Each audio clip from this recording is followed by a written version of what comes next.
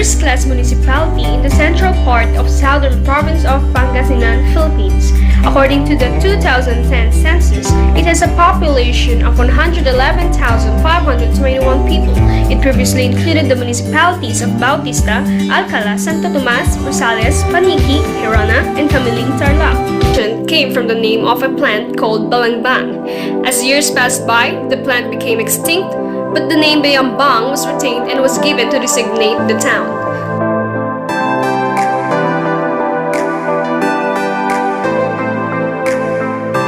First class, Town Fiesta, April 5 to 10. Festival, Malangsi Festival, every first week of April. Products, yellow corn, onion, fish burro, rice crackers. Rest, Parish of Saint Vincent Ferrer.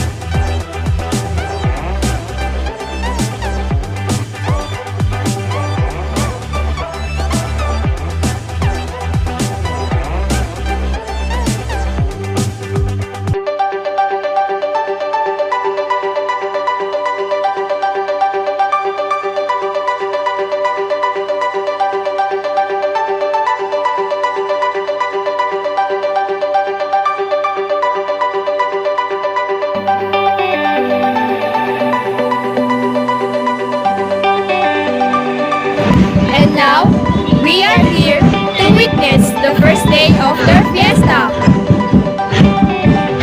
We have here the parade that includes different floats that promotes Balon Bayambang. Tara, manood tayo!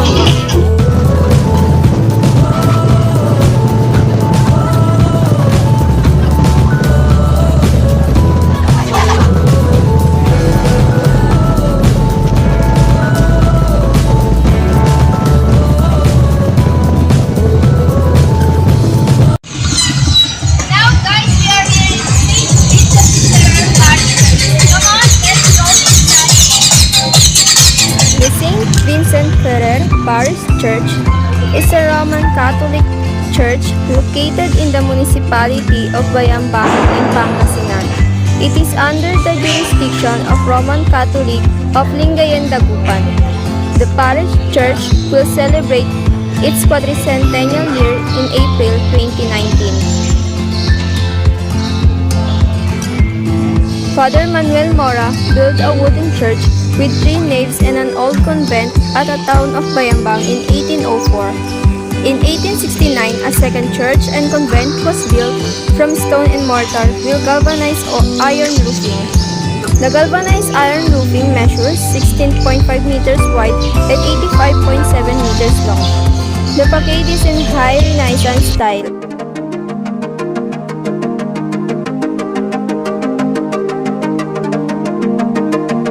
And this is their current municipal hall. As you can see, it looks so historical. We heard this will going to be a museum soon. New municipal hall will be built.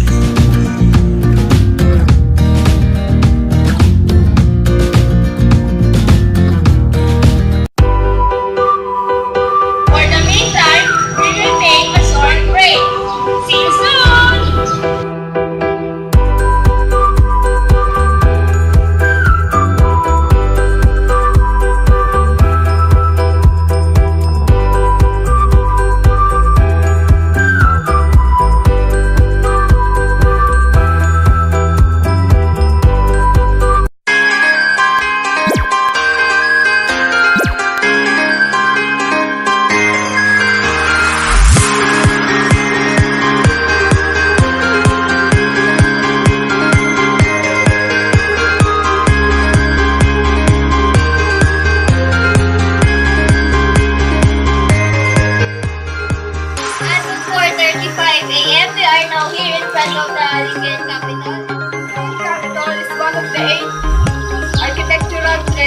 Of the Philippines and declared by National Commission for Architecture and Arts. The Lingayen capital was built on the terms of Governor Daniel Marapa, also known as Grand Old Man of Pangasinan. This capital is the current place of the provincial governor of Pangasinan, Capitol was designed by Daniel Burnham, and it was built on April 21, 1917, and it is finished on 1980. And the budget was 300,000 pesos. That are the facts and trivia about the provincial capital.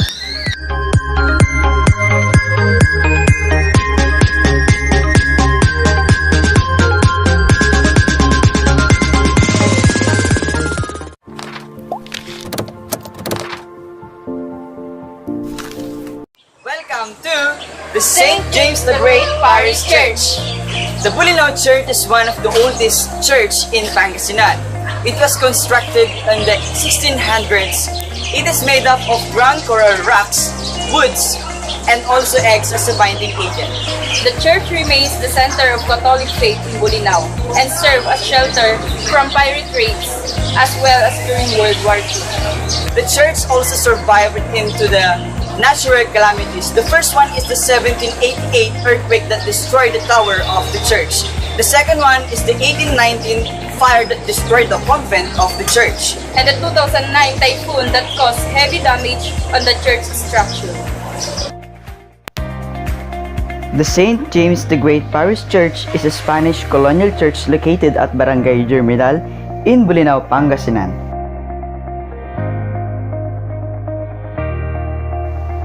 The church tower of Bolinao used to be the tallest in Pangasinan, which measures 75 feet until an earthquake destroyed the half of the church tower in 1788. The church convent was accidentally burned in 1819.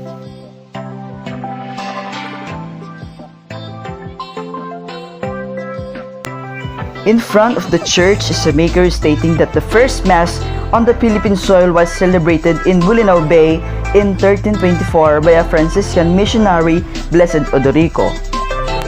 However, the National Historical Institute recognized the historical record of Limasawa in southern Leyte as the venue of the first Mass held on March 31, 1521.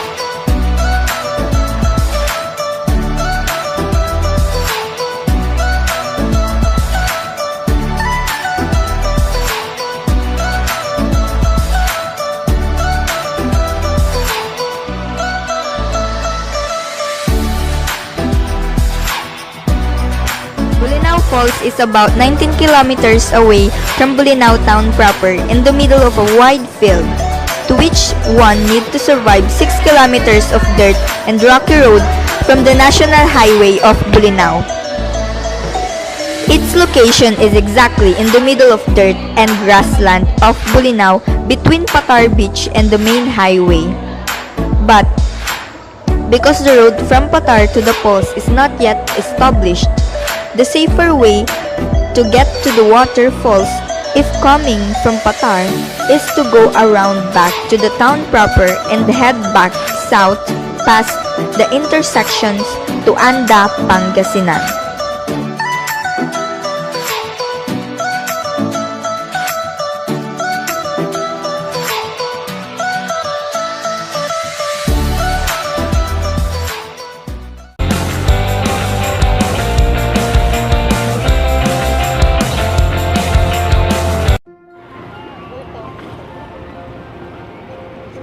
Patar Beach has very attractive, mocha-colored sands and spectacular rock formations. It's also not touristy as commercial beaches close to big cities like Manila, so you can easily find a quiet spot to bask in the sun. A perfect vantage point to make in the panoramic views on the beach is at the rock bridge of the Treasures of Bolinao. You would also have to pay a fee though to use the hotel's facilities including the bridge. But the cons is the abundant seagrass covers most of the Patar shores, which makes the beach looks slightly unattractive. Although this is a sign of a healthy marine ecosystem. Here's a tip: wear slippers or surf shoes to avoid stepping on anything sharp, slimy, or alive with your bare feet. Another pros is that it has a wide variety of hotels. There are many hostels along the beach, so you wouldn't have to worry about booking in advance even during in the peak season. For budget travelers, you can find places that offer fan rooms for as low as 800 pesos per night. But the cons is it has no websites. Many low-cost and mid-range hotels in the area do not have any websites. It's a far stretch from one end of Patar Beach to the other, and if you don't have a private vehicle, hopping from one hotel to another on a tricycle to check out each one could be very time-consuming. It's best to book your accommodations in advance with a hotel on a website to save on energy and time.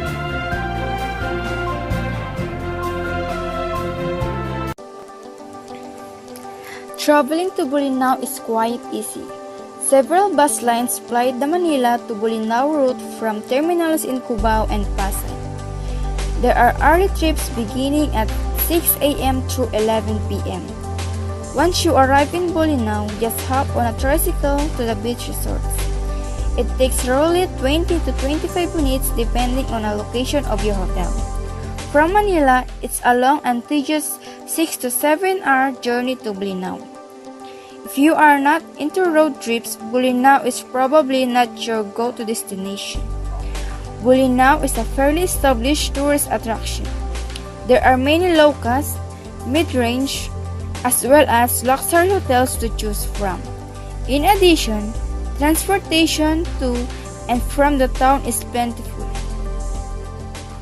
As work for network signal, it isn't so bad, although just like in many provinces, it's poor in some areas. Patar Road is the only path to the resorts. Unfortunately, the road has intermittent gaps between paved and unpaved sections. According to a local, this is a result of the road project being awarded to the multiple contractors on a per kilometer basis. Apparently, the road ends wherever government funds run out. With that in mind, it's best to hold off the taking a trip to Bolinao in the rainy season since passage through Patar Road could be difficult.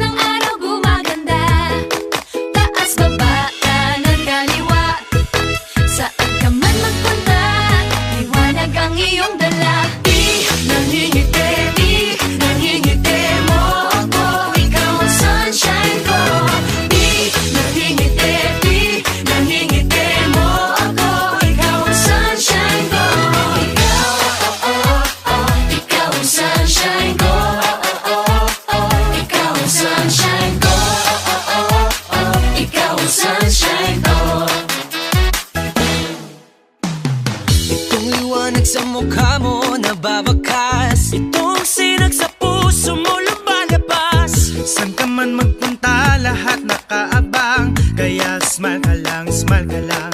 Taas baba, kanan kaliwa, saan ka man magpunta, liwanag ang iyong dala. Di nangingiti